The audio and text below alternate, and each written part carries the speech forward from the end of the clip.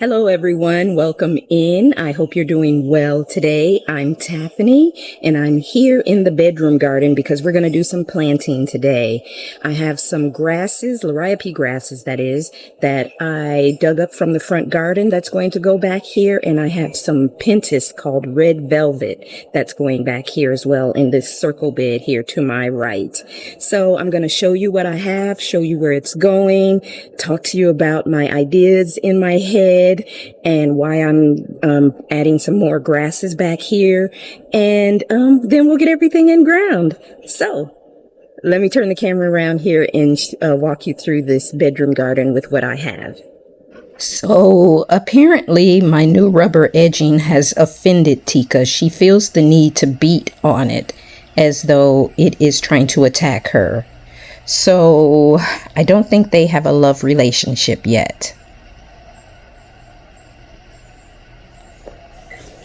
All right. Well, we just ran away a female cardinal who was feeding at the bird feeder. But here are the grasses. I've got solid green liriopes and variegated liriopes that I dug up from the front garden. These are the red velvet pentas right here. And the red velvet pentas are going to go around the circle bed in between the grasses. So that will add that nice pop of red. And I should have 2 extra, which I'm going to put on either side of that rose back there. And then for this circle bed, I'm going to alternate the dark green with the light green variegated. So kind of move the lighter green like closer to the front so they kind of stagger. So the outer edge will be grass. And here where we have the variegated, I'm going to alternate it with the dark green.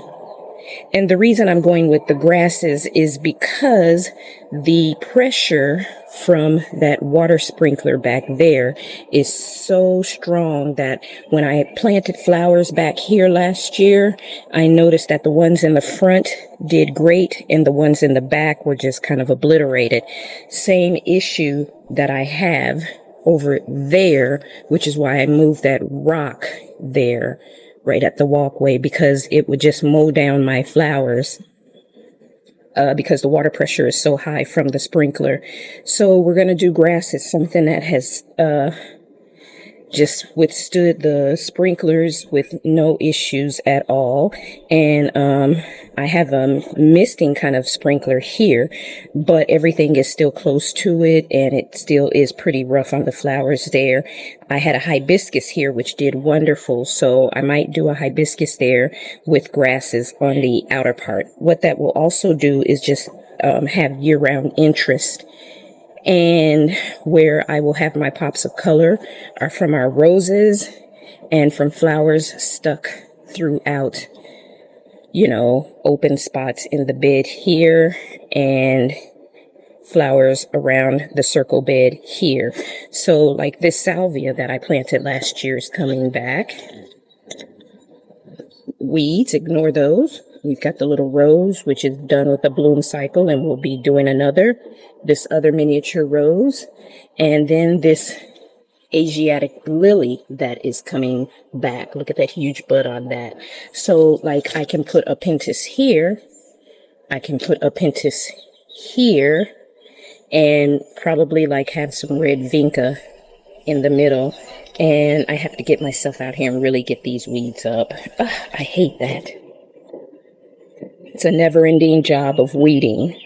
But that's what I'm going to do. I'm going to add things that can withstand my sprinkler system, and I'll still be able to add color back here with this circle bed, and like I said, various spots in between flowers back in that area. But anything right here is not going to work because the sprinkler is going to just destroy it, just like it did with my flowers last year. So my hope is that this Parsons juniper will kind of be a buffer, and once everything fills in, we'll have a green hedge along that front anyway. So that is the plan. Let's get the Pentas in ground and let's get these grasses divided and in ground. And I'll show you what everything looks like when I'm done.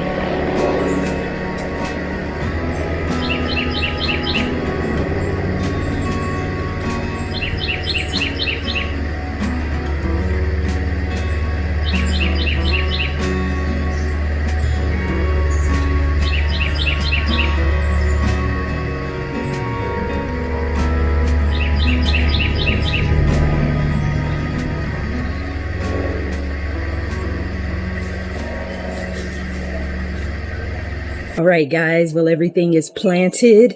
I am sweating. It is so humid, and it is supposed to rain today. It's been overcast skies for the last couple of days, but we are supposed to get rain this afternoon. So I really wanted to get these in ground before the rains come. So I'm not going to water them because of that. But let me show you what everything looks like. I like it. So let's turn the camera around and give you a peek. All right, guys. So as always, I like to start near the entrance. So as we come in, you see those different shades of greens around the outer edges of this circle bed.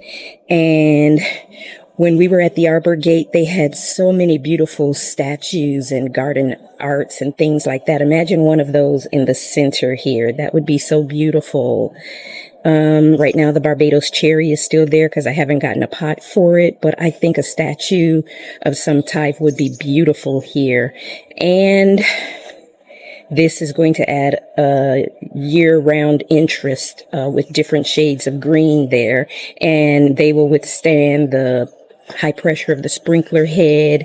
And also it's a budget saver. You don't have to go out and buy plants. They're going to be here and just give you the color you need year round. And same for here. The only thing I would have to do is change out what I put back there year round. And I could do anything, a pot, a small garden statue. I could put in a hibiscus or something like that.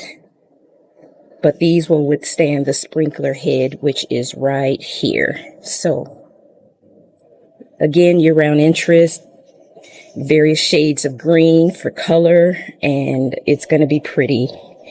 And here is where I have the Pentas.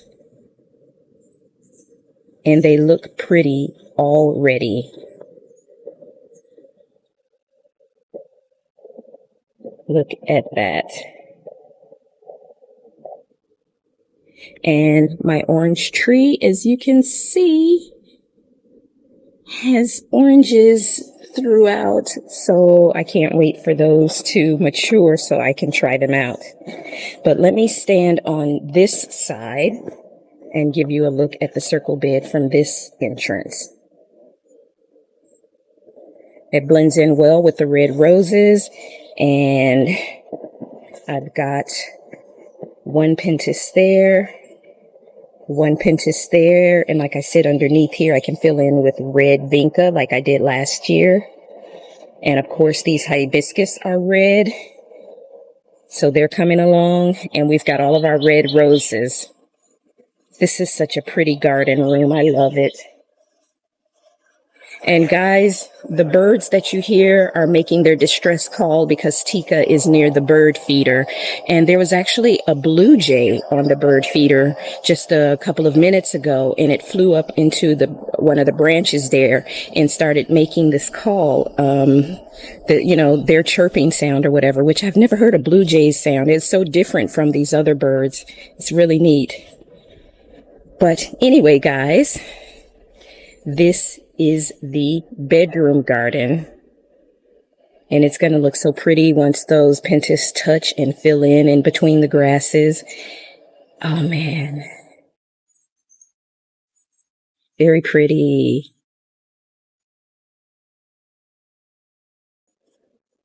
All right, guys. Well, that's going to be it for today. I want to thank you for joining me in the garden as we get that bedroom garden planted up for this season. And it's going to be really pretty with those red Pentas. And again, that Pentas is called Red Velvet. So in case you're interested, you can look for that name. These are so pretty. But anyway, guys, I will see you in the next video. Bye.